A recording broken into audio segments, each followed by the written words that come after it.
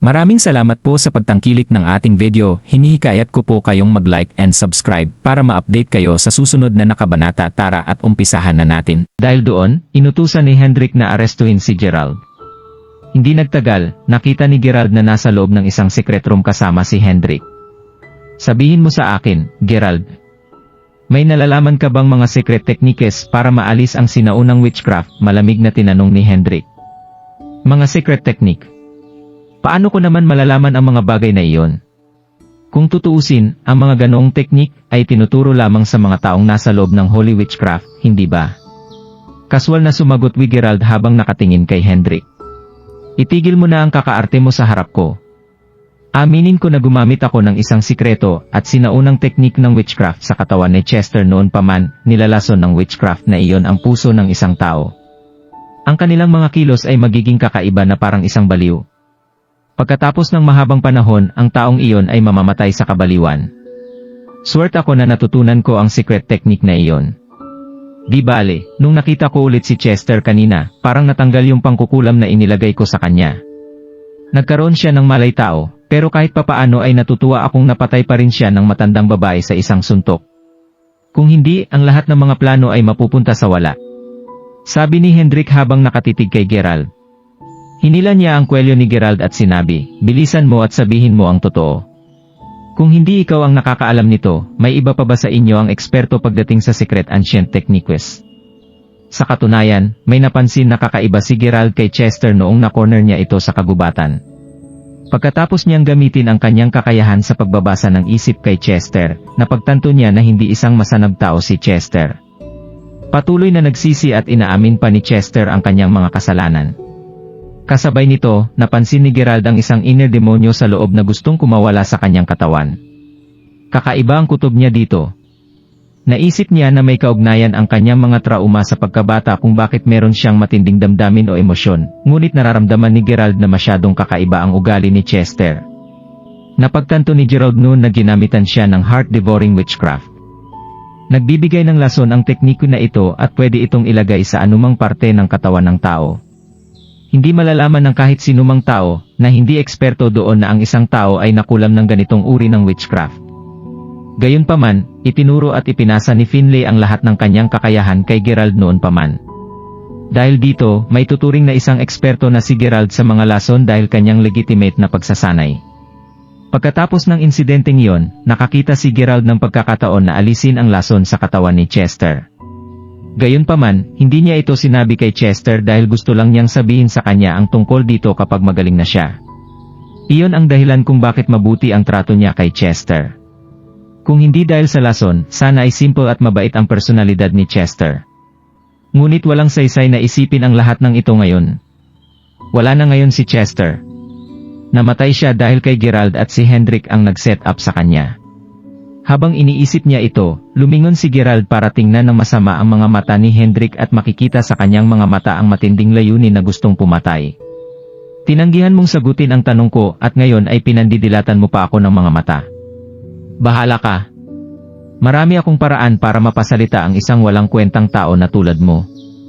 Hindi kita kayang patayin pero pwede pa rin kitang pahirapan sa pamagitan ng pagpapahiya sa'yo hanggang sa puntong mas gugustuhin mong mamatay kaysa mabuhay. Sabi ni Hendrik habang nanalaki ang kanyang mga mata. Kayong lahat, talian niyo siya at ibitin niyo siya sa port. Ilalagay siya doon bilang isang exhibit para makita siya ng ilang libong tao. Ibaba niyo lang siya kapag handa na niyang sabihin ang totoo, utos ni Hendrik habang tumatawa ng malakas.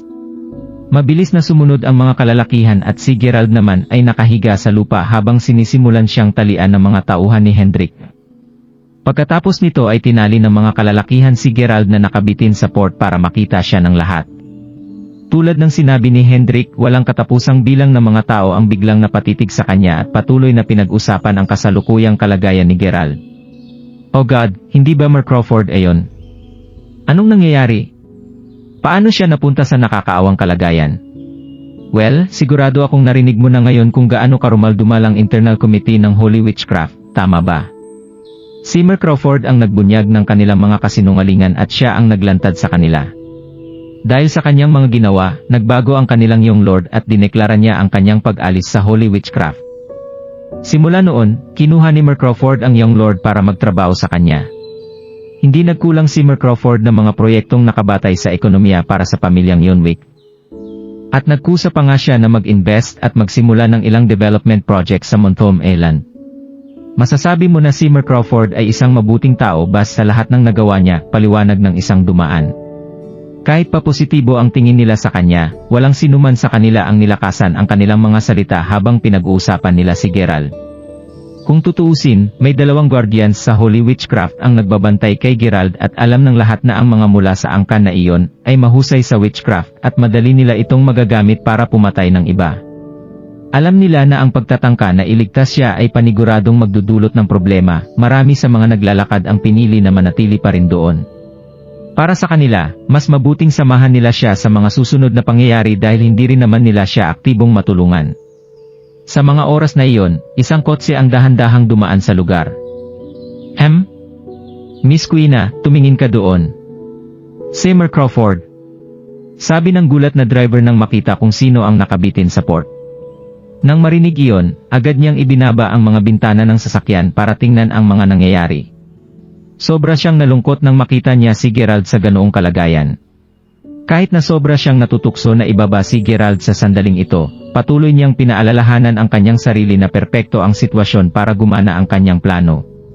Naisip niya na umabot na sa punto si Gerald kung saan hindi na niya makakayanan ang kahiyan, at ma-realize niya ngayon na siya lang pala ang taong totoong nagmamalasakit sa kanya.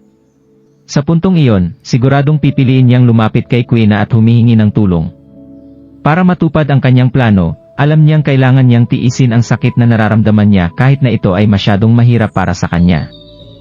Well, wala siyang kinalaman sa atin. Magmaneho ka, sagot ni Quina habang nakapikit ang kanyang mga mata. Sumunod na lang ang driver at umalis na sila. Samantala, napaisip naman si Gerald sa kanyang sarili, kailangan kong mag-isip ng paraan para mabawi ang lakas ko. Kung magpapatuloy ito, panigurado na hindi ako makakaabot sa Pledge of the Holy Water. Pero kahit pa makatakas ako, wala akong paraan para makontak si Lolo. Lumipas ang mga oras hanggang sa sumapit ang gabi. Sa puntong iyon, ang 2 guardian ay inatasan na itaboy ang mga taong nananatili dahil sa takot na tangkaing iligtas ng mga tao si Gerald. Dahil dito, katahimikan na lamang ang narinig ng tumingala si Gerald sa buwan na nasa gitna ng midnight sky. Buong hapon nananatiling nakatutok si Gerald sa pag-iisip ng paraan para makawala sa kanyang sel. Masyadong mabilis ang lumilipas na panahon at natandaan rin ni Gerald ang pagkamatay ni Chester. Dahil doon, ayaw na niyang hayaan ang sinuman sa paligid niya na magdusa pa o mamatay dahil sa kanya. Sa pag-iisip na iyon, kahit papaano ay nakaisip siya ng isang paraan upang masira ang kanyang sel. Noong una niyang nakita ang deity, nakakita si Gerald ng isang hugis-singsing na Jedi pendant na nagbigay ng ilang alaala sa kanyang isipan. May ilan siyang alaala sa pag-aaral ng ilang mga bagong skills, ngunit maliit na bahagi lang ng mga skills na ito ang nagamit niya sa kabila ng pagtatangka noon na gamitin ang mga skills na iyon para sa kanyang sarili. Habang nag-iisip siya ng mga paraan upang tanggalin ang kanyang sel kanina, naalala ni Gerald ang isang training technique na sa tingin niya ay madali at mabilis siyang makakalaya sa kanilang tatlo. Gayunpaman, ang nasabing teknik ay masama at kung hindi magiging maingat ang gagawa nito, madali silang makokorrupt pagkatapos nilang makatanggap ng ganoong surge ng kapangyarihan. At saka medyo malupit din ang execution ng teknik, kahit pa sa standards ni Gerald. Dahil doon, ginugol niya ang karamihan sa kanyang natitirang oras sa pag-iisip kung dapat ba siyang magsapalaran na gamitin ang ganitong mapanganib na pamamaraan. Makalipas ang ilang oras, alam ni Gerald na wala siyang masyadong pagpipilian sa huli. Wala siyang ibang paraan at alam niyang hindi niya kayang hayaan na may mangyaring masama kay Joshua at sa iba pa dahil sa kanyang pag-aalinlangan. Gayunpaman, kailangan muna ni Gerald na sanayin ito ng ilang oras bago niya ito magamit, kaya naisip niya na ang pinakamahusay na oras upang gawin ito ay pagsapit ng hating gabi. Dahil may mga alaala na si Gerald sa teknikwi na itinanim sa kanyang isipan, alam niyang hindi sita masyadong mahihirapan para isagawa ito. Pagsauit ng hating gabi, naramdaman ng determinadong si Gerald na oras na para simulan niya ito. Pumikit na lang si Gerald habang nakabitin siya sa ere, at sa oras na iyon, ay minamanipula niya ang daloy ng mga meridian sa kanyang katawan alinsunod sa mga landas na ipinakita sa kanya ng kanyang nakaraang alaala. Pagkalipas ng 1 linggo, sa wakas ay napagtanto na ni Gerald na handa na ang kanyang kaluluwa. Sa wakas ay oras na para gamitin ni Gerald ang Dawnbreaker. Lumapit ka, Dawnbreaker, utos ni Gerald sa kanyang isip. Mabilis na lumabas ang itim na blade mula sa manggas ni Gerald at mabilis niyang hiniwa ang lubid na gumagapos sa kanya. Ngayong nakalaya na siya, bumagsak si Gerald sa lupa at halos mabali pa ang kanyang paa dahil medyo mahina pa ang kanyang katawan. Bumuntong hininga si Gerald at nakita siya ng isang tao, the hell. Paano niya naputol ang mga lubid? Teka! Mukhang may dala siyang dagger. Sa kabutihang palad, mabuti na lang at pinadala kaming 7 dito ni Master upang bantayan ka, 24/7. Malamang ay nakatakas ka kung wala kami dito. Pagkakatapos niyang islide ang Dawnbreaker pabalik sa kanyang manggas, lumingon si Gerald sa 7 nakangisi na mga lalaki mula sa Holy Witchcraft na nakatingin sa kanya habang dahan-dahan silang lumalapit sa kanya. Kahit pa masyadong malupit ang kanyang mga susunod na aksyon, kinumbinsi na ni Gerald ang kanyang sarili na ginagamit lang niya ang teknikwe dahil wala nang ibang paraan para masira ang mga seal. Hoy! Itatali mo ba ang iyong sarili o kailangan bang gawin namin ito para sayo? Gumagawa ka lang ng gulo sa pamagitan ng pagtatangkang tumakas, sabi ng pinuno ng mga lalaki, habang patuloy siyang naglalakad palapit kay Gerald, binabalak niyang bigyan ang kabataan ng ilang mga sampal sa muka para turuan siya ng leksyon. Habang nagagalit ang leader, agad namang hinawakan ni Gerald ang ulo ng guardian bago inilabas ang teknikwe na sinasanay niyang gawin sa loob ng isang buong linggo. Sa sandaling iyon, isang surreal at malamig na tunog ang maririnig.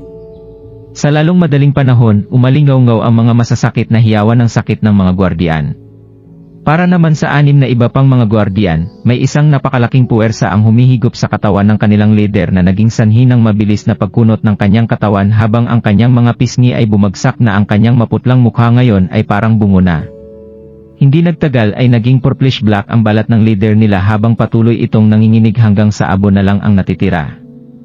Pinakawalan ni Gerald ang pagkakahawak niya sa abo habang ang mga lalaki na paralisa sa takot matapos masaksihan ang kakilakilabot na pangyayari. Ang masamang teknik na ito ay kinikilala bilang Soul Eater. Habang ginagamit ito ni Gerald, nahihigop niya ang kaluluwa ng kanyang biktima at lalo siyang lumalakas gamit nito. Nangangahulugan ito na lalo siyang lalakas kapag hinigop niya ang kapangyarihan ng mas maraming mga kaluluwa. Hindi inasahan ng mga guardians na meron malademonyong lakas si Gerald, ngunit huli na ang lahat para makatakas sila. Gamit ang parehong pamamaraan, mabilis na hinigop ni Gerald ang kaluluwa ng 6 na mga lalaki, hanggang silang lahat ay naging isang pili ng abo. Matapos makumpleto ang kanyang gawain, kumikinang sa mga mata ni Gerald ang matinding determinasyon habang nakatingin siya sa malayo. Kahit papaano ay nabawi na niya ngayon ng humigit kumulang 30% ng kanyang lakas, ngunit alam ni Gerald na hindi pa rin siya makakalaban ni Quina kahit pa lumalakas na siya. Dahil doon, alam niyang kailangan niyang makalayo kay Quina hanggat maaari.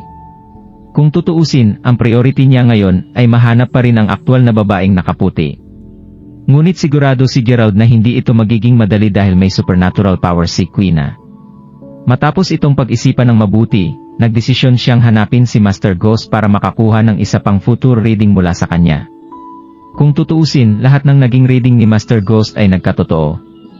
Para naman sa problemang nakaharap niya na sinabi sa kanya ni Master Ghost na ayusin muna bago maganap ang kanyang susunod na pagbabasa, alam na ngayon ni Gerald na si Quina ang taong nabanggit ng nakaraang sesyon ng panguhula na makikilala niya.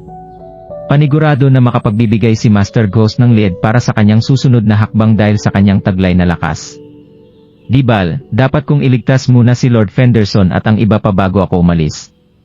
Naisip ni Gerald nang agad siyang pumunta sa lupain ng Holy Witchcraft. Nang makarating siya ng bundok, agad na hinarang si Gerald ng isang guardian at sumigaw ito ng, "Tumigil ka. Ano ang ginagawa mo? Akala mo ba madali kang makakapasok sa Holy Witchcraft?" Gayunpaman, ayaw ni Gerald na mag-aksaya pa ng oras. Mabilis siyang tumakbo sa likod ng guardian bago niya agad na binali ang kanyang lig. Nang makita iyon, nanlaki ang mga mata ng iba pang mga guardian sa sobrang takot. "Nasaan si Hendrik Tyndall?" malamig na tinanong ni Gerald habang nakahawak sa isa sa mga guardian. Na nagiinuman ang Second Lord kasama ang kanyang mga kaibigan sa loob ng mansyon, nautal na sinabi ng guardian. "Asan si Lord Fenderson at ang iba pa? Saan sila nakakulong?" Dahil sa malakas aura ni Gerald at sa lakas ng loob niya para baliin ang lig ng guardian kanina, alam ng batang guardian na ang kanyang buhay ay nakabitin sa isang hibla sa sandaling iyon.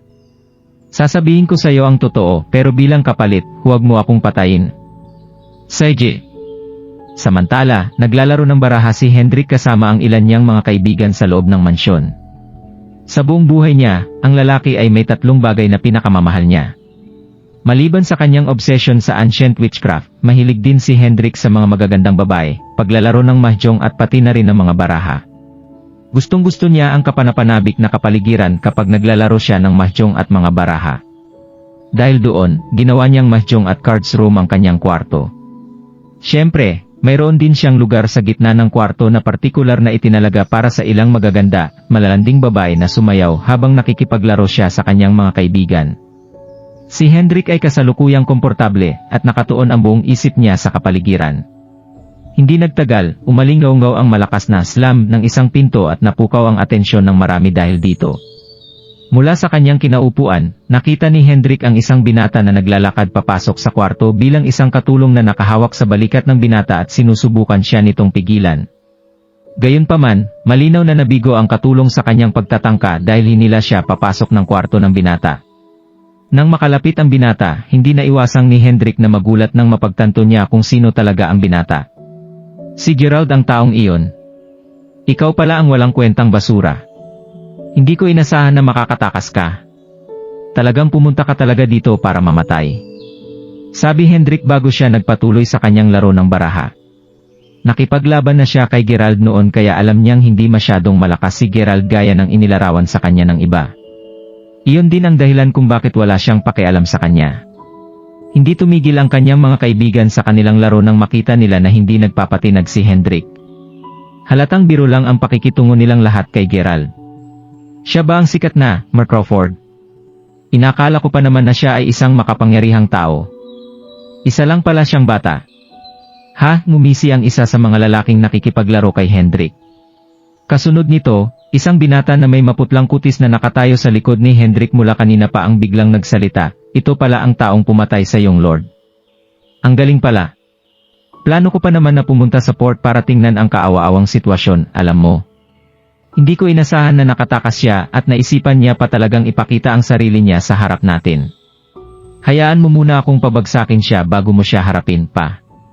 Nagsalita si Hendrik nang makita kung gaano kabangis ang itsura ng kanyang anak. Sige, pero huwag mo siyang patayin. Kapakipakinabang sa akin kung mananatili siyang buhay. Nang makuha niya ang approval ng kanyang ama, nagsimula siyang maglakad patungo kay Gerald at mapangasar niyang sinabi, dapat alam mo na kailangan mo lang sumunod pagdating sa Sacred Holy Witchcraft. Walang nagaganap na usapan pagdating sa lahat ng ito at hindi ito mangyayari hanggang ngayon. Nagkamali ka na ngayon pa lang na gusto mo kaming labanan. Dahil doon, personal kitang tuturuan ng leksyon na hinding-hindi mo malilimutan.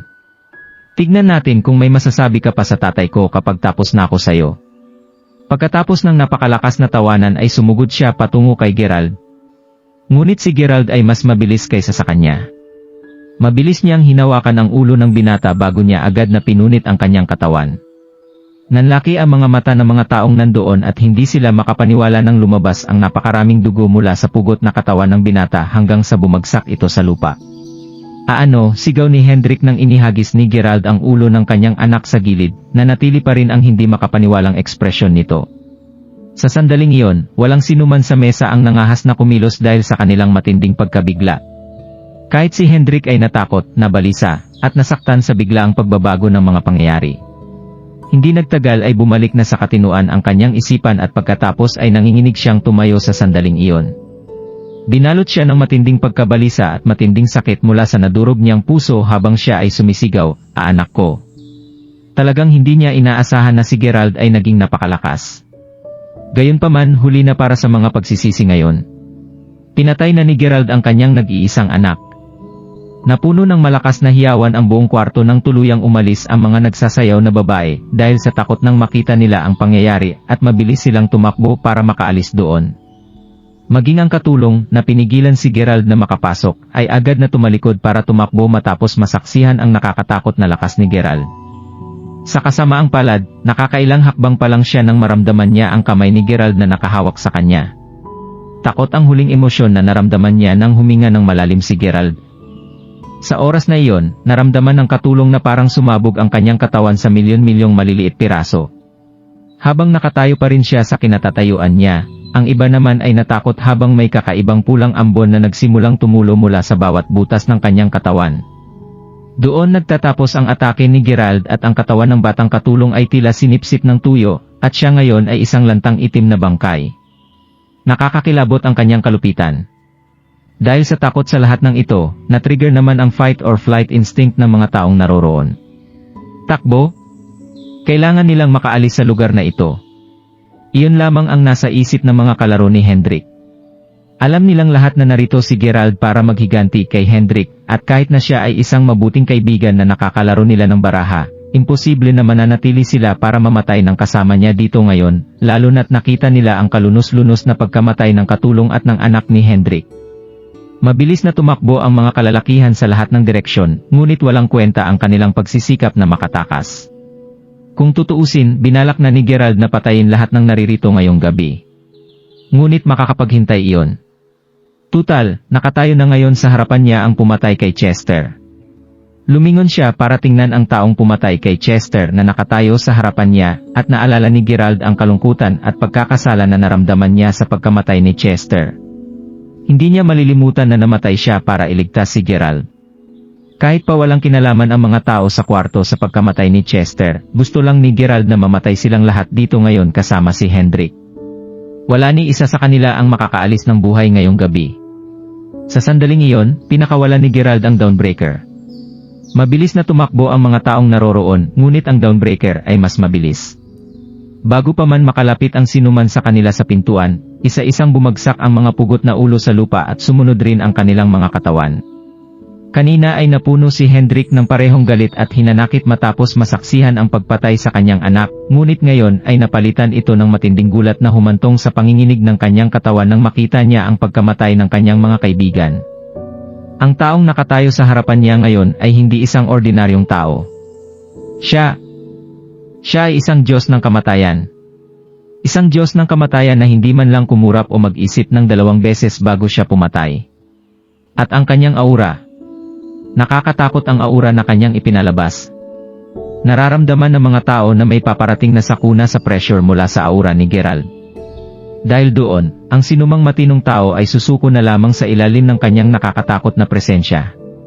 Takot na lumuhod si Hendrik at humampas ng malakas ang kanyang noo sa sahig bago siya nagmakaawa habang nanginginig ang kanyang boses. Please, Mark Crawford. Huwag mo akong patayin.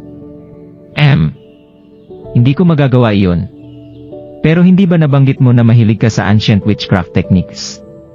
Dahil doon, sigurado akong gusto mong maranasan ang isa sa mga mas mabangis at kakilakilabot na sinaunang teknik. Itatanim ko ang witchcraft sa loob mo at unti-unti nitong sisirain ang iyong mga laman loob, hanggang sa malusaw ang lahat ng ito. Pwede mong gamitin ang natitirang oras mo para aralin ito, sagot ni Gerald nang pinitik niya ang kanyang daliri at lumabas ang itim na umiilaw na orb papunta sa noo ni Hendrik. Nanatiling walang pakialam si Gerald habang naririnig niya ang nakakatakot na sigaw ng paghihirap ni Hendrik habang nakahiga siya sa sahig na binabalot ng mga bangkay. Namatay ka dahil sa akin, Chester, ipaghihiganti kita kung ito na ang huli kong kailangang gawin. Pagkatapos nito ay mabilis na nagtungo si Gerald upang iligtas si Lord Fenderson at ang iba pa. Hinuli sila dahil binalak ni Hendrik na pahirapan sila kung tatanggi pa rin si Gerald na isuko ang mga ancient witchcraft techniques. Sa kabutihang palad, wala masyadong ginawang masama sa kanila si Hendrik. Kahit pa gumaling na ang sakit ni Lord Fenderson, kitang-kita pa rin sa 90 years old na tulad niya ang lahat ng pagod, takot, at pagpapahirap na pinagdaanan niya. Nang makalaya na silang lahat, nalaman ni Gerald na matagal nang nakumatos si Lord Fenderson.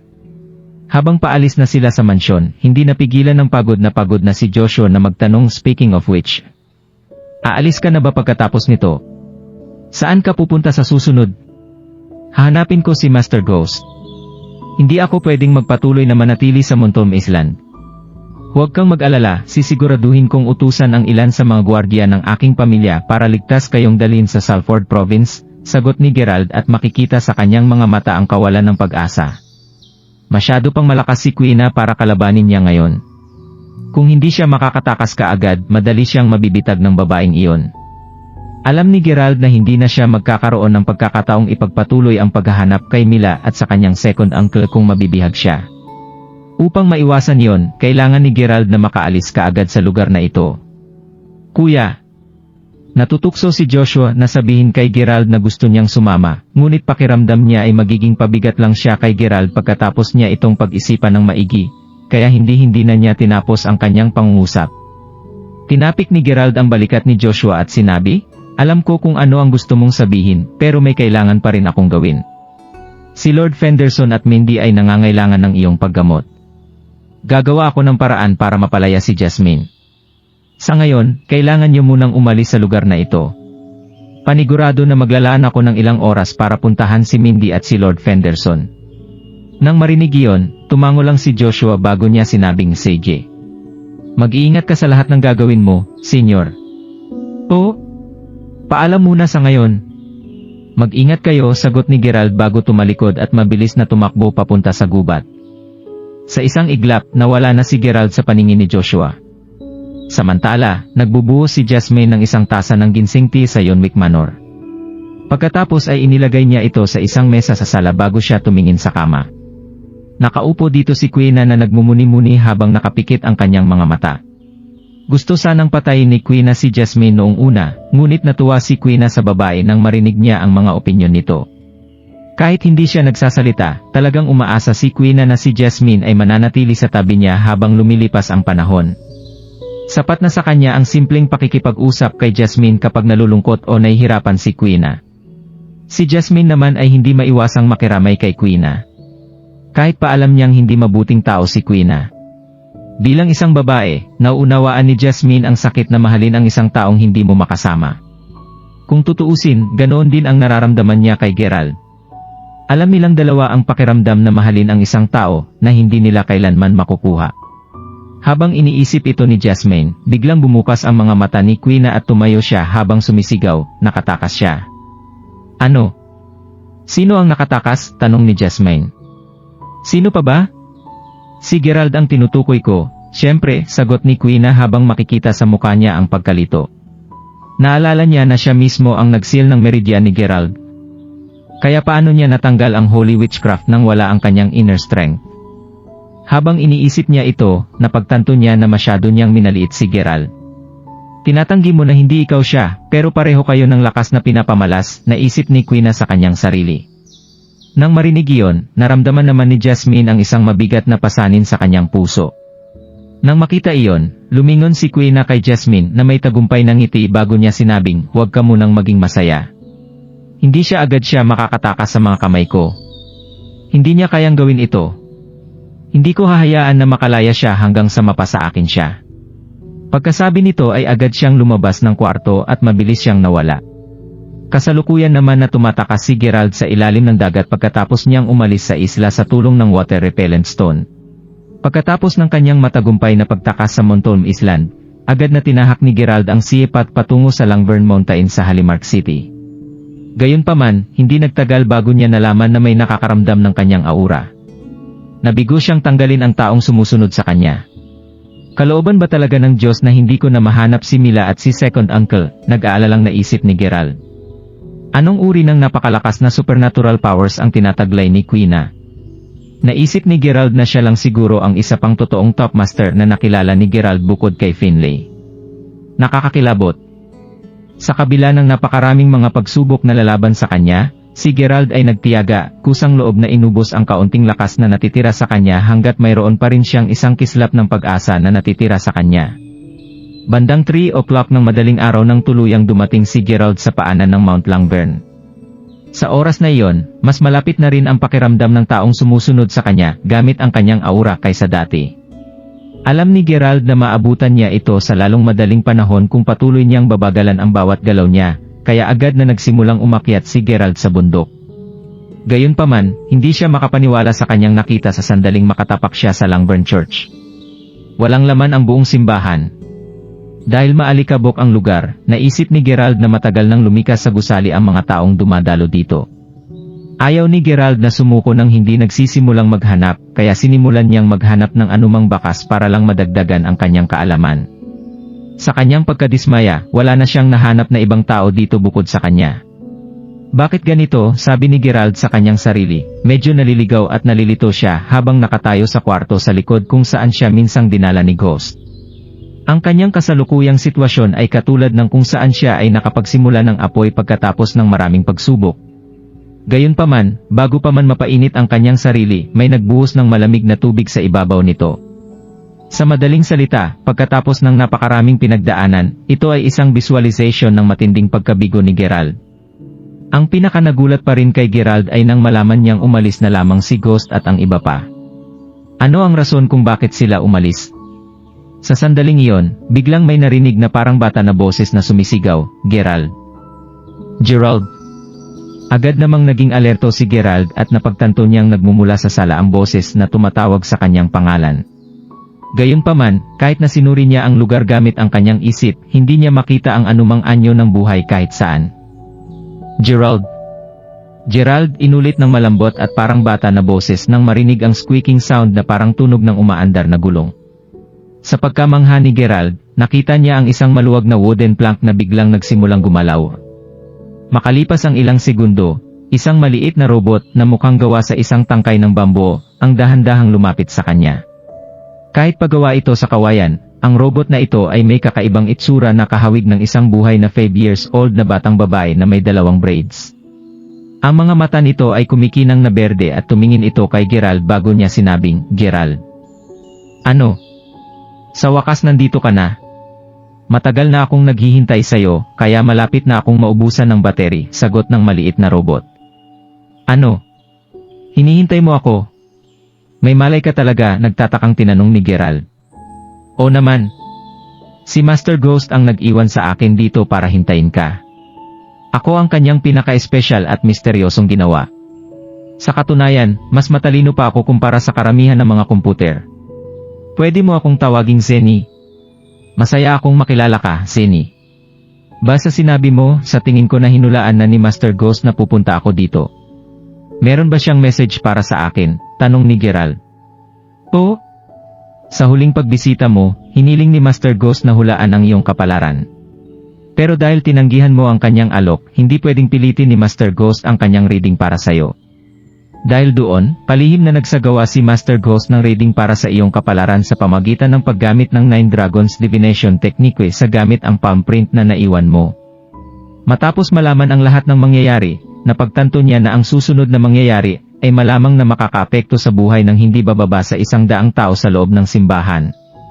Kaya matagal nang umalis si Master Ghost at ang iba pa. Pero iniwan niya ako upang makapagbigay ako ng ilang mga messages para sa'yo. Umaasa talaga siya na ang kanyang mga salita ay makakatulong sa'yo na malampasan ang iyong kasalukuyang krisis," paliwanag ni Zenny. "Napakabuti niya naman para isipin pa ako. Inaamin ko na naging arogante ako noon sa kanya.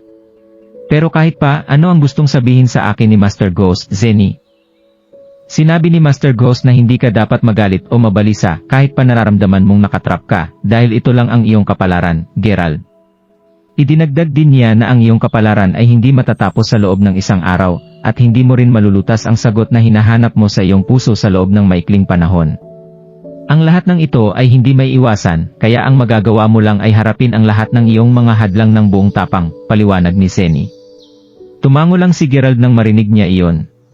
Noong huling nakilala niya si Master Ghost sa simbahan, binigyan siya ni Ghost ng isang reading na hindi talaga masyadong isinapuso ni Gerald noon. Sa kanyang pagtataka, lahat ng sinabi ni Ghost ay unti-unting naging totoo sa huli. Dahil doon, naramdaman ni Gerald ang pagsisisi ay kahihiyan dahil sa kanyang mga naging aksyon. Anyway, sinabi rin niya na napakalakas ng iyong nakatakdang relasyon kaysa sa inaakala mo. Kapag nakatagpo mo siya at nakapagdesisyon kang harapin siya, maapektuhan lang nito ang mga tao sa paligid mo. Matagal nang hinihintay ng aking master ang iyong pagbisita, pero medyo huli ka nang dumating. Dapat mong malaman na hindi siya basta-basta makapagpadala ng message sa'yo para sabihin ang kanyang nalalaman. Kung ginawa niya iyon, kailangan niyang bayaran ang halaga sa pamagitan ng pagtanggap ng kabayaran para sa kanyang malaking kasalanan ng paggulo sa kapalaran ng tao. Anuman, malaki pa rin ang posibilidad na masira ang nakatakdang relasyon na ito. Tandaan na hindi siya isang ordinaryong tao. Sa halip, kabilang siya sa isang partikular na energy group.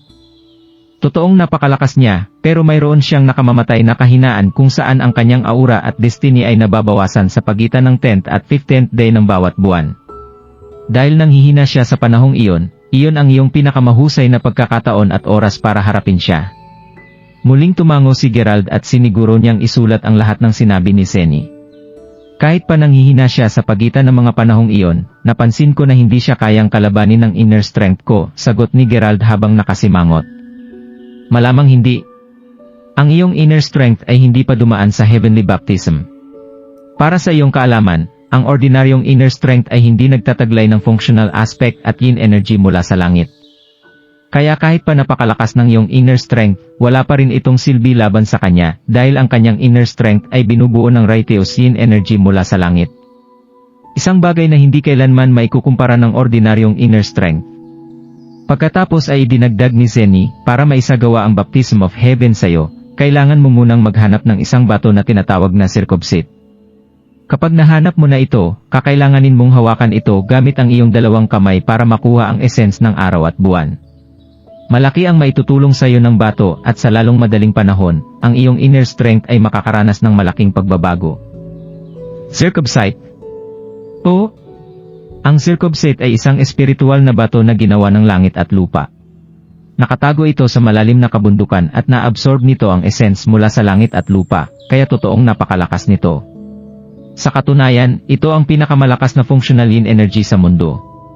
Hanggat makuha mo ang bato, panigurado na magkakaroon ka ng mas mataas na pagkakataon na maiwasan ang panganib at malampasan ang krisis na kinakaharap mo. Pero saan ito matatagpuan? At kapag nandoon na ako, paano ko ito mahanap? Wala akong oras para hanapin ito, lalo na't sinusundan na niya ako. Ako ay parang isang daga na na-corner, sagot ni Gerald at maririnig sa kanyang boses ang pagkabalisa. Huwag kang mag-alala dahil hinulaan na ni Master Ghost ang lahat ng ito. Dahil dito, naghanda siya ng ilang hakbang para sa'yo, Gerald, kaya't mag-focus ka at isapuso mo ang mga sasabihin ko, Gerald, sabi ni Senny. Tumango si Gerald at pagkatapos ay ipinaliwanag ni Senny, ang dahilan kung bakit hindi mo siya matatakasan ay dahil iba ang amoy ng iyong katawan kumpara sa isang ordinaryong lalaki. Dahil diyan, hindi mo talaga siya matatakasan at kahit na magawa mo iyon, madali kanyang mahanap muli kahit saan ka man pumunta. Kaya kailangan mo munang itago ang amoy ng yang sa iyong katawan bago ka umalis para hanapin ang circumcise. Kakailanganin mong hanapin ang dalawang tao na may malakas na infisiquest at kapag nagawa mo na ito, kakailanganin mong kumuha ng nakapagpapalakas na mga patak ng dugo mula sa kanila, kahit ang isang patak ng dugo mula sa bawat isa sa kanila ay sapat na. Ang dugo ay kailangan sa dalawang kadahilanan. Una, ang dalawang patak ng dugo ay sapat na para maprotektahan ang iyong masculine scent at mapipigilan mo siya na matrack ka. Para naman sa iba pang dahilan, ang dugo ay maaari ding gamitin para mahanap ang lokasyon ng bato. Natural na magkalaban ang yin at yang, kaya kapag napalapit ka na sa circumcise, tatanggihan ka ng bato. Kapag nangyari iyon, ligtas at madali mong matutukoy ang lokasyon ng bato, sabi ni Senny. Napakametikulusong tao ni Master Ghost. Paano ko naman mahanap ang taong may infisiquest? At ano ang nagpapalakas na mga patak ng dugo, nagtatakang tinanong ni Gerald. Sa pagkakaalam niya, kapag naalis ang dugo sa katawan ng isang tao, malamang ay mas nakakamatay ito kaysa magpalakas ng pangangatawan ng tao. Ay, ang nakapagpapalakas na dugo ay dugo na pusang loob na inialok ng taong hinihingan mo. Sa madaling salita, kung ang tao ay handang tumulong sa iyo, ang kanilang dugo ay tiyak na mananatiling aktibo at espiritual. Kung ayaw itong ibigay ng tao, ang kanilang dugo ay magiging patay na dugo na wala ng pakinabang sayo. Pagkatapos ay idinagdag ni Senny, para naman sa lokasyon ng dalawang taong may malalakas na pangangatawan at pati na rin ang lokasyon ng circumcise, nag-iwan si Master Ghost ng 4 na pangungusap mula sa isang tula na nakuha niya sa pamagitan ng 9 Dragon Divination Technique. Sinasabi ng tula na ang tatlong ito ay matatagpuan na nakatago sa loob ng 2 city, pero iyon ay mula lamang sa aking research. Kinalulungkot kong sabihin na kailangan mong gawin ang karamihan sa pag-iisip ng mag-isa. Ito ang sinasabi ng tula. Ang mga luntiang burol ay pumapasok sa mga nalimutang sinaunang lungsod. Ang bending willow ay nabuhay muli at muling pinasigla. Ang mga strategist ay sinalubong ng paulit-ulit na kabiguan at tagumpay. Ang mga tao ay nahihirapang maghanap buhay. Matapos niyang marinig ang tula ni Senny, napabulong si Gerald sa kanyang sarili habang iniisip ang mas malalim na kahulugan nito. Hindi mahirap para sa kanya na unawain ang tula bilang isang estudyante mula sa Department of Language at Literature nung siya ay nasa university. Makalipas ang ilang sandali, nakabuo ng sagot si Gerald sa kanyang isipan. Ang mga luntiang burol ay pumapasok sa mga nalimutang sinaunang lungsod at ang isang bended willow ay muling nabuhay at muling pinasigla. Agad na naalala ni Gerald ang isang lugar na kilala bilang Lugaw City na matatagpuan sa southernmost area. Para naman sa mga strategist ay sinalubong ng paulit-ulit na kabiguan at tagumpay at ang mga tao ay lahat ay nahihirapang maghanap buhay. Hindi na masyadong kailangang isipin ni Gerald kung ano ang tinutukoy nito. Kung tutuusin, tunay na pamilyar sa lugar na iyon. Ang kalahati ng tula na ito ay tumutukoy sa Mayberry City, ang lugar kung saan siya lumaki. Kung tama ang kanyang iniisip, ang tatlong bagay na hinahanap niya ay matatagpuan sa Lugaw City at Mayberry City. Gerald, sinabi ni Master Ghost na dahil hindi ka pa sumasailalim sa Baptism of Heaven, hindi may iwasan ang conflict sa sandaling makilala mo ang isang taong may strong yin physique. Pero kahit pa ganoon, hindi mo kailangang mag-alala tungkol doon. Nag-iwan si Master ng 2 Jade Charm para sa'yo. Ang isa ay tumutulong sa'yo na pansamantalang itago ang yang energy sa iyong katawan. Sa ganoong paraan, magkakaroon ka ng panandali ang pagkakataon na hindi ka niya mahanap. Pero kailangan mo pa ring magmadali sa mga lugar na kailangan mong puntahan, dahil ang kakayahan ng Jade Charm ay hindi tumatagal. Para naman sa pangalawang Jade Charm, ang isang ito ay makakatulong sa iyo na matukoy kung ang circumset ay nasa loob ng city o wala. Aalab ang charm kapag nararamdaman nitong nasa loob ng city ang bato. Paniguradong makakatulong ito sa iyo na mabilis mong matukoy kung saan ang bato. May isang kondisyon ka pa rin na kailangan mong sundin. Hindi mo pwedeng gamitin ang iyong inner strength hanggang sa makita mo ang bato, at sinabi ni Master na importante ang parteng ito. Kailangan mong tandaan ang kondisyong iyon. Kakaunting oras na lamang ang meron ka, kaya bilisan mo at umalis ka na, sabi ni Seni. Sa sandaling matapos ang kanyang pangungusap, 2 maliliit na kahon ang lumabas sa bibig ni Seni at nasa loob ng mga iyon ang 2 Jade Charm na sinabi niya kay Gerald. Kinuha ni Gerald ang 2 kahon sa kanyang bibig at pagkatapos ay sumagot si Gerald, naiintindihan ko. Sige, bilisan mo na at pumunta ka sa kailangan mong puntahan. Kung hindi talagang huli na ang lahat para sayo, sabi ni Seni. Pagdating ni Gerald sa pinto, bigla siyang napahinto ng saglit bago siya tumalikod para magtanong, speaking of which, sinabi ba sayo ni Master Ghost kung saan siya nagpunta? Paano ko siya mahanap? Sinabi sa akin ni Master na kung kayong dalawa ay hindi nakatakdang magkita muli, wala na talagang dahilan para magtagpo pa ang landas nyo. Gayunpaman, kung ikaw at si Master ay tunay na nakatakdang magsama muli, paniguradong darating ang panahon kung saan magkikita kayo muli. Teka lang, Gerald. May huling bagay na gustong sabihin ko sa'yo ni Master Ghost, sigaw ni Seni. Ano ito? Kailangan mong mag-ingat sa mga taong sa paligid mo. Mag-ingat sa mga taong nasa paligid ko. Anong ibig mong sabihin? Tanong agad ni Gerald. Ngunit sa sandaling iyon, unti-unting dumilim ang mga umiilaw na mga mata ni Seni. Ang kanyang mga battery ay tuluyan nang naubos. Kahit marami pa siyang katanungan, alam ni Gerald na hindi na niya kayang manatili pa doon. Ito ay dahil naramdaman niya na parang mas malakas ang pakiramdam na papalapit na ang taong sumusunod sa kanya. Nandito na siya. Dinurog niya ang unang Jade Charm sa kanyang kamay habang pinapaalalahanan ang kanyang sarili na huwag gamitin ang kanyang inner strength sa ngayon at pagkatapos ay mabilis na bumaba si Gerald sa kabilang side ng bundok. Hindi nagtagal nang biglang umihip ang malakas na hangin. Sa isang punto, ang hangin ay naging napakalakas na ang lahat ng mga bintana at pintuan ng simbahan ay nagsimulang manginig ng husto. Pagkaraan ng ilang segundo, isang batang babae ang makikitang nakatayo sa harap ng simbahan at nakasimangot ito habang bumubulong, nakakapagtaka. Kanina ay naramdaman ko ng malinaw ang kanyang aura. Paano siya nawala ng tuluyan? Ang babaeng ito ay walang iba kundi si Quina. Paano niya nagawa ito? Kahit na nakuha niyang muli ang kanyang inner strength, medyo imposible para sa kanya na itago ang kanyang energy mula sa akin. Paniguradong may tumulong sa kanya na makatakas. Bakit Bakit may tutulong sa kanya na makatago sa akin? Ang taong iyon, alam ng taong tumulong sa kanya na hindi siya madaling mawawala sa akin. Paniguradong sinusubukan ako ng taong iyon sa pamagitan ng pagpapahirap sa akin. Pero hindi ko hahayaang takasan mo ako, Gerald. Kahit pa kailangan kitang habulin hanggang sa dulo ng mundo, bulong ni Quina sa kanyang sarili habang nanginginig sa matinding galit na hindi niya mapigilan, namumupa ang dugo sa kanyang mga mata. Ang kanyang malakas na hangaring pumatay ay nagpabago ng kapaligiran na ang buong simbahan ay parang natatakpan ng yelo. Nang makarating si Gerald sa paanan ng bundok, humarap siya para tingnan ang Langevern Church sa huling pagkakataon, ngunit nakita niya na nilalamon na ito ng apoy. Sa katunayan, lumalakas ang apoy na mabilis itong kumalat sa buong bundok. Alam ni Gerald na ang lugar na ito ay tuluyan ng masisira pagsapit ng madaling araw. Kasabay nito, lalo siyang nagkaroon ng matinding paggalang kay Master Ghost sa kaibuturan ng kanyang puso.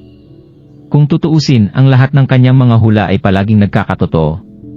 Gayunpaman, anong sinusubukang sabihin sa kanya ni Master Ghost na mag-ingat sa paligid niya?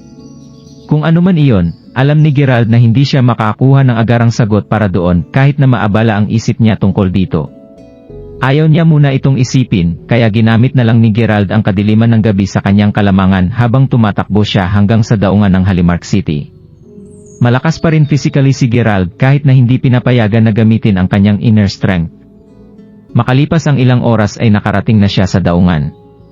Sumakay siya sa isang passenger ship at mabilis siyang sumakay sa isang tren na diretso sa Lugao City. Makalipas ang 3 araw nang tuluyang tumuntong si Gerald sa Lugao City. Ang city ay katulad ng mga maliliit na bayan sa loob ng mga sinaunang kapital, at ang mga lansangan nito ay makikitaan ng mga sinaunang gusali. Sa nakikita ni Gerald, marami rin ang sinaunang tradisyonal na katutubong artwork sa loob ng city na iyon. Makikita ang ilang mga taong nagsasawa ng puppet show habang marami namang traditional snacks ang makikita sa gilid ng kalsada. Sa sandaling iyon, huminto sa gilid ng kalsada ang isang konvoy na mukhang yayamanin. Agad na umalis ang mga tao nang makita nila ito. Kung tutuusin, mukhang mamahalin ang konvoy at kitang-kita na ang young master or lady doon ay galing sa isang prestiyoso at influential na pamilya. Dahil doon, walang sinuman sa mga pedestrian ang may lakas ng loob na lumapit sa kanila dahil sa takot na masangkot sila sa hindi kinakailangang gulo. Nagpatuloy lang ang lahat sa pagmamasid sa sitwasyon mula sa malayo, habang ang 2 babae ay lumabas sa isa sa mga sakyan. Ang mas bata sa dalawa ay mukhang 18 years old ngunit hindi siya mukhang mature, pero ang kanyang pangangatawan ay nakahubog na. Para naman sa nakatatandang kapatid na babae, ang kanyang itsura ay mukhang 23 years old na at medyo matangkad siya, ang kanyang muka ay may lalarawan na divine. Mabilis nilang nakuha ang atensyon ng karamihan dahil sa kanilang nakakasilaw na kagandahan. Dahil nakakahanga ang itsura ng dalawa, nahirapan ang ilan na ilayo ang kanilang mga mata sa mga magagandang kababaihan. Napakaganda nilang dalawa. Naisip ng lahat na naroroon. Humph!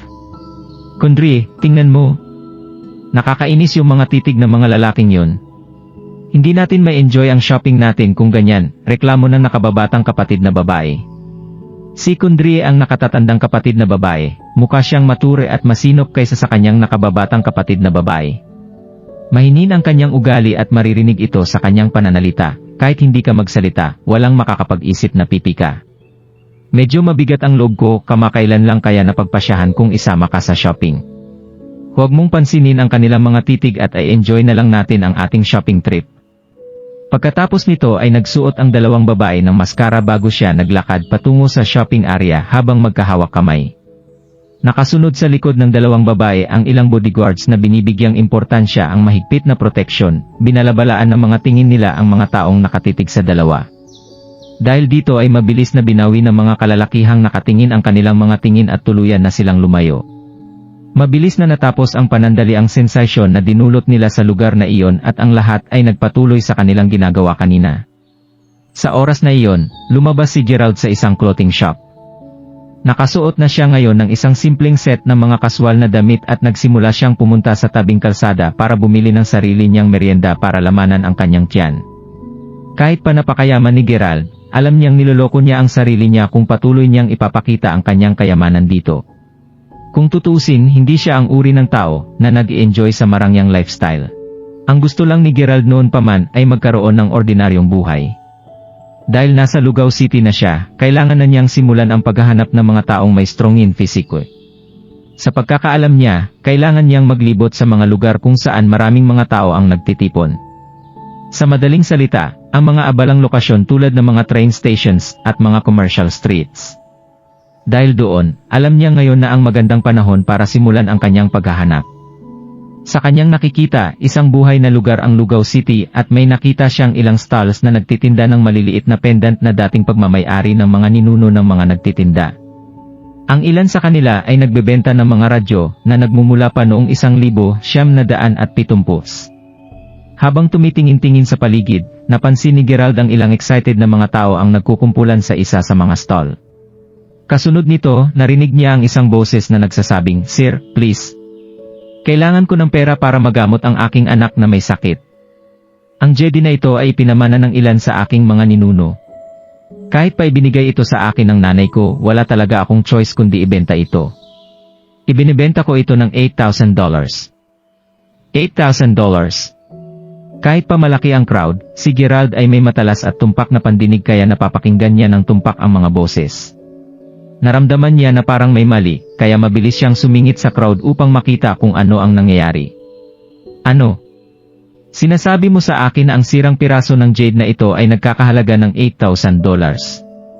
Ipapaalam ko sa iyo na marami na akong nakitang jade pendants sa buhay ko, kaya masasabi kong peke ito. Ang kapal ng loob mo para lokohin ako. Base sa kalidad ng bagay na ito, mali ang magiging tubo mo kung iprepresyo mo ito ng $8,000. Dahil ginalit mo ako, hindi lang kita bibigyan ng kahit isang sentimo, kundi bubugbugin din kita," deklara ng mayamang binata habang sinisipa niya ang tindera. Ang nagbebenta ay isang middle-aged na lalaki, at nakatayo sa tabi niya ang kanyang anak na babae. Ayaw kunin ng mayamang binata ang kanyang jade, kaya agad na lumuhod ang lalaki at nagmakaawa. Sa kanyang naobserbahan, nakuha ni Gerald ang sitwasyon. Sa madaling salita, ang lalaki ay nangangailangan ng pera para gamutin ang malubhang karamdaman ng kanyang anak. Dahil dito, ibinibenta niya ang jade pendant na ipinamana sa kanya ng kanyang mga ninuno sa murang halaga para lang makakuha ng sapat na pampagamot sa kanyang anak. Nagustuhan ng isang mayamang binata ang nasabing pendant, ngunit ayaw niyang bayaran ang presyo na ibinigay sa kanya ng middle-aged na lalaki. Hindi pa ito sapat para sa kanya, pinagbantaan pa siya ng mayamang binata para makuha na lang niya ang pendant. Sa lahat ng nangyari, walang ibang choice ang matanda kundi ang lumuhod at humingi ng awa habang nakahawak sa pantalon ng mayamang kabataan. "Hoy, hindi mo ba narinig ang sinabi ng asawa ko? Eksperto siya pagdating sa pag-appraise ng mga jades. Nakumpirma na niya na sinusubukan mong magbenta ng peke sa napakataas na presyo, kaya dapat kang magpasalamat na hinayaan ka na lang namin nang hindi tinatawagan ang mga pulis." "Bitawan mo na siya," sigaw ng isang babaeng may makapal na makiop na nakatayo sa tabi ng asawa nito habang sinisimulan niyang hampasin ang muka ng middle-aged na lalaki gamit ang matutulis na sulok ng kanyang handbag. "Sinasabi ko sa iyo na ang jade pendant na iyon ay nagkakahalaga ng hindi bababa sa $15,000. Ibinibenta ko lang ito sa mababang presyo dahil wala akong ibang pagpipilian. Kung ayaw mong bilhin ito sa presyong iyon, kahit papaano ay ibalik ito sa akin." "Hindi ko na ito binibenta," sigaw ng lalaki habang patuloy siyang nagmamakaawa. "Oh? Hindi mo na binibenta? Baka nakalimutan mo na nakuha mo na ang $50 ko kanina at ang jade pendant ay nasa kamay ko na. Ibig sabihin tapos na ang transaction natin. Kung gusto mong bilhin muli ito sa akin, kailangan mo munang bayaran ako ng $30,000, sabi ng asawa ng binata habang hawak niya ang jade pendant. "Bayaran mo lang ang asawa ko ng halaga na iyon at itong sirang jade pendant ay sayo na muli. Habang hinihintay namin ang bayad, eto, saluhin mo," dagdag pa ng babae nang agad niyang inihagis ang pendant sa kabilang direksyon. Nanlaki ang mga mata ng lalaki nang napaatras siya upang saluhin ito. Hindi niya nasalo ang jade pendant sa tamang oras mula sa kinatatayuan niya ngayon. Mabilis na nabasag ang jade pendant sa sandaling nahulog ito. Ang jade pendant ko," sigaw ng lalaki na dumudugo ang gilid ng kanang mata niya dahil sa paghampas ng handbag ng babae kanina. Nakaluhod siya sa sobrang gulat na parang gumuho ang buong mundo niya kasama ang pendant. "Hahaha. Mukhang hindi mo nasalo ang pendant sa tamang oras. Kasalanan mo ito, kaya mas mabuting huwag mo akong sisihin," tuwang-tuwa na sumigaw ang babae habang pumapalakpak siya. "Ikaw! Sinira mo ang jade pendant ko. Bayaran mo ako," sigaw ng nasa middle-aged na lalaki nang sumugod siya sa asawang babae. Gayunpaman, bago pa siya makalapit ay ilan sa mga bodyguard ng mayamang binata ang humawak sa lig ng lalaki at pinatayo siya. Kasunod nito, ipinasok ng mayamang lalaki ang kanyang mga kamay sa kanyang mga bulsa habang dahan-dahang naglakad patungo sa middle-aged na lalaki. Sinampal ng mayaman na binata ang mukha ng lalaki at sinabing, "Basta ito ang gusto niya itong gawin, magagawa ng girlfriend ko ang anumang gusto niya. Kung susubukan mo siyang saktan, maniwala ka man o hindi, sa isang tawag lang ay sisiguraduhin kong hindi na mapapapasok ang iyong anak sa anumang ospital." Isipin mo na lang ang kawawang sitwasyon niyo ng anak mo kung mangyari ito. Matapos marinig ang malamig na babala ng binata, agad na tumigil sa pagpupumiglas ang lalaki. Alam niyang wala siyang kapangyarihan laban sa binata, sinabunutan na lamang niya ang kanyang buhok sa pagkadismaya nang sumagot siya na, "Nagkamali ako. Peke ang jade pendant ko. Sinubukan kitang lokohin sa pera mo, kaya nararapat lang na mamatay ako." "Papa," sigaw ng kanyang anak sa sandaling iyon habang nagmamadali siyang pumunta sa tabi ng kanyang ama upang kampihan ito. Nang makita iyon, masayang niyakap ng babae ang binata bago niya pabirong sinabi, "Hindi na ito masaya, dear. Tara na." Aalis na sana siya nang bigla niyang napagtanto na may nakahawak sa kanyang buhok. Bago pa man siya magkaroon ng pagkakataong mag-react, bigla na lang niya naramdaman na napaatras siya. Dahil dito ay agad siyang sumigaw, "Pitang ina! Mukhang gusto mo talagang mamatay. Pakawalan mo ako." Nabaliw ang babae habang hawak niya ang kanyang buhok. Inikot-ikot niya sa ere ang kanyang bag habang sinusubukan niyang hampasin ang taong humihila sa kanyang buhok gamit ang kanyang bag. Ngunit bago pa man niya maihampas ang taong nanghila sa kanyang buhok, binigyan siya ng isang mahigpit na sampal ng taong ito sa kanyang mukha. Umalinggaw-ngaw ang malakas na tunog ng sampal.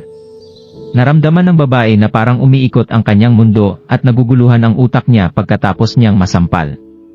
Napadpad siya sa isang stall ng tinapay na malapit sa kanyang kinatatayuan niya, at sa isang iglap ay ibinagsak niya ang lahat ng tinapay na nakadisplay. Ang sumampal sa kanya ay walang iba kundi si Gerald. Galit na galit si Gerald matapos masaksihan ang nakaraang eksena, hanggang sa hindi na niya napigilan ang kanyang galit. Marami na siyang nakita at na-encounter na mga taong mayabang sa kanyang buhay, ngunit ngayon lang siya nakakita ng isang tao na kasing yabang nito. Ginamit ng babaeng ito ang sakit at kahirapan ng isang tao bilang isang paraan para gawin niyang entertainment. Bakit niya hayaang maglakad sa mundong ito ang ganitong klase ng ambisyosang babae na nananakit ng mga tao? "Yumi?" Natulala ang mayamang binata sa oras na ito. Masyadong mabilis ang lahat ng pangyayari, at ang mayaman na binata ay hindi man lang nagkaroon ng pagkakataon para makapag-react. May nanakit sa kanyang asawa sa loob ng Lugaw City. Paano ito nangyari? Sino bang maglalakas loob na gawin ang bagay na ito? Nang matauhan siya, pinandilatan ng mayaman na binata si Gerald habang sumisigaw ng "Ina mo. Gusto mo bang mamatay? Sinaktan mo talaga ang asawa ko. Alam mo ba kung sino ako?" Ang lahat ng mga dumaraan sa kalye ay bigla na lamang napaatras ng ilang hakbang sa oras na ito. Malinaw na alam ng mga lokal ang pagkatao at kapangyarihan ng mayaman na binatang ito. Ito rin ang naging dahilan kung bakit walang sumubok na magsalita ngayong nasaksihan nila ang buong eksena. Makatwiran ang dahilan kung bakit nilalabanan ni Gerald ang taong ito, ngunit inilalabas niya ang lahat ng galit niya sa maling target. Hindi siya dapat nakialam sa gawain ni Magros. Tama yan. Kayang patayin ni Magros ang sinumang gusto niya sa Lugaw City. Noong dati ay may nanakit kay Magros at sa kasamaang palad, pinatay niya ang buong pamilya ng kabilang partido sa loob lamang ng isang gabi. Naiisip ito ng mga taong nakasaksi ng buong pangyayari. Ang jade pendant na ito ay malinaw na isang tunay na jade. Ang lalaking ito ay nangangailangan sa buhay at nangangailangan siya ng pera. Kayong dalawa ay hindi kapos sa pera, pero binantaan mo siya at sinubukan mong kunin sa kanya ang jade pendant sa halagang $8,000 lamang. Hindi ba parang masyadong mataas ang tingin mo sa sarili mo? At saka, okay lang sana kung ayaw mo itong bilhin, pero bakit kailangan mong basagin ang kanyang jade pendant? Ito ang makapagbigay sa kanya ng pera para sa kanyang anak. Hindi mo ba naisip na ang babaeng ito ay karapat-dapat na masaktan dahil siya ay walang puso at walang laman ang kanyang utak? Malamig na sagot ni Gerald. "Asawa ko. Patayin mo siya. Gusto kong putulin mo ang kanyang mga kamay at paa." Nakatayo na ang babae mula sa lupa, agad siyang sumigaw kay Magros habang nakahawak siya sa kanyang mukha. "Puff! Karapat-dapat lang nasaktan siya. Papatayin talaga kita. Guards, pumunta kayo dito at patayin siya ngayon," sabi ni Magros habang winawagayway ang kanyang kamay. Sa pagkakataong ito, agad na bumunot ng mga machete ang ilan sa kanyang mga bodyguard habang diretsong silang sumugod kay Gerald. Nakaramdam si Gerald ng matinding galit nang makita niya ang mga ito na humahabol sa kanya. Sa oras na ito, napuno agad siya ng malakas na hangarin na pumatay ng tao. Gayunpaman, sa kritikal na oras na ito, biglang naalala ni Gerald na hindi siya pinapayagang gamitin ang kanyang inner strength. Sa sandaling ginamit niya ang kanyang inner strength, ang kanyang yang energy na itinago niya gamit ang J-dependent ay magiging walang kabuluhan. Kung iisipin, kahit na hindi gamitin ni Gerald ang kanyang inner strength, ang mga lalaking ito ay hindi pa rin makakalaban sa kanya. Sa lalong madaling panahon, lahat ng mga lalaki ay mahigpit na nakakapit sa kanilang mga nabaling mga braso at tadyang. Silang lahat ay umiiyak sa sakit habang nakahiga sila sa lupa. Ha? Nanlaki ang mga mata ni Migros at ng mga natitirang bodyguard niya sa sobrang gulat. Wala sa kanila ang nangahas na humakbang para kalabanin si Gerald sa oras na ito. Napakalakas talaga ng gung ito.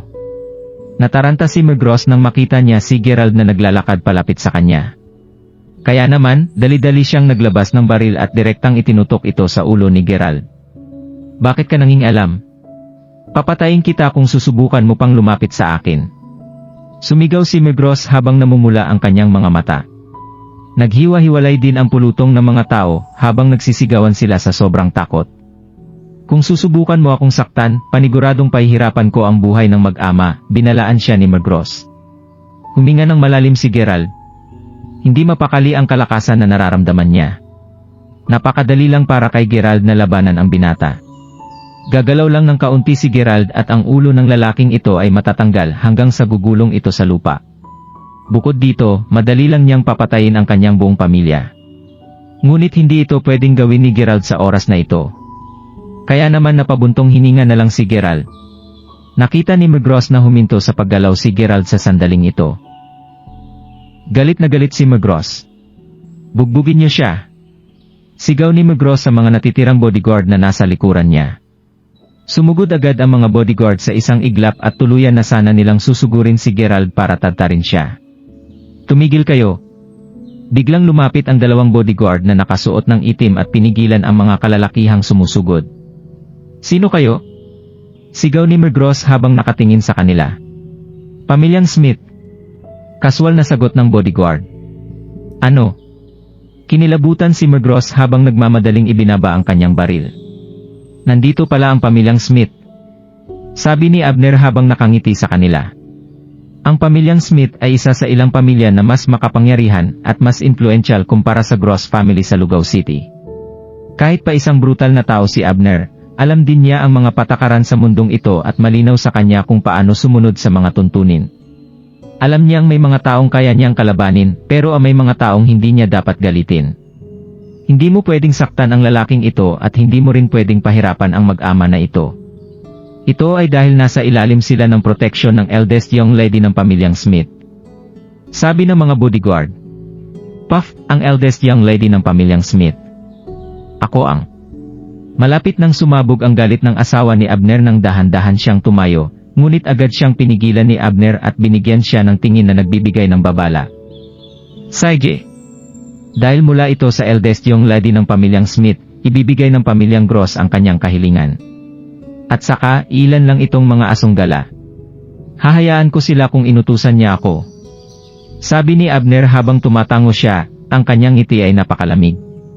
Pagkatapos nito ay inalalayan niya ang babae habang naghahanda na silang umalis.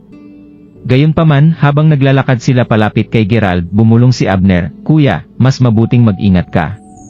Maghintay ka lang.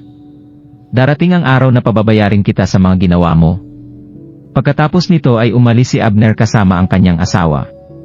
Sir, may laman itong $15,000. Ito ay bigay ng eldest young lady sayo. Ituturing mo ito na parang binili niya sayo ang jade pendant.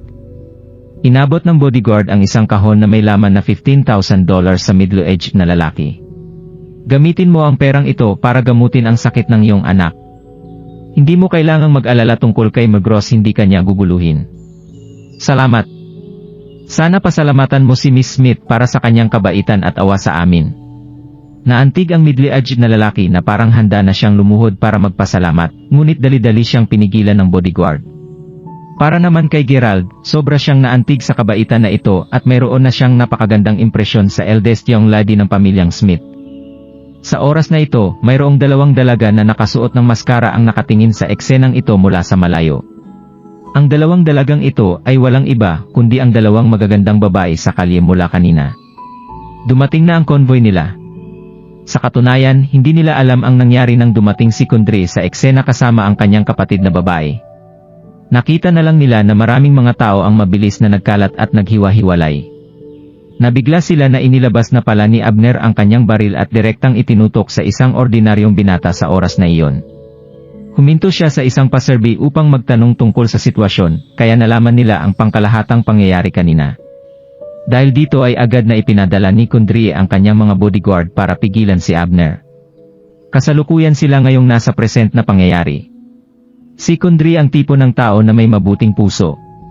Kaya sa tuwing may nakikita siyang may problema, lagi siyang tutulong sa abot ng kanyang makakaya. Sobrang naantig si Gerald dahil sa matinding sense of justice ng dalaga. Nang marinig niyang may sinasabi ang bodyguard tungkol sa pamilyang Smith, agad na lumingon si Gerald at nakita niya si Kundry na nasa gitna ng maraming tao. Si Kundry ay may suot na maskara at tumango siya habang nakaharap kay Gerald. Pagkatapos nito ay tumalikod na siya at sumakay sa kotse kasama ang kanyang kapatid. Mukhang hindi niya napansin na parang tulala si Gerald at tuluyan ng nablangko ang isip niya nang makita niya si Kundry. Sa pagkakataong ito, nanginginig ang buong katawan ni Gerald sa sobrang kaba. Ito ay dahil kitang-kita ni Gerald ang mga mata at pangangatawan ng dalaga. Masyado siyang pamilyar sa kanya at hinding-hindi niya ito makakalimutan sa buong buhay niya. Mila? Malakas na sinigaw ni Gerald ang pangalan niya at hindi siya makapaniwala. Ito ay dahil ang babae ay walang iba kundi si Mila. Gayunpaman, hindi siya narinig ng dalaga. Nagsimulang umandar ang sasakyan habang nagmamadali silang umalis. Mila? Nagmamadaling hinabol ni Gerald ang sasakyan na mabilis ang takbo. Kung nagustuhan mo ang mga ganitong video, huwag mong kalimutan mag-like and subscribe. Panoorin mo na rin ang mga naunang kabanata para lalong maubos ang oras mo.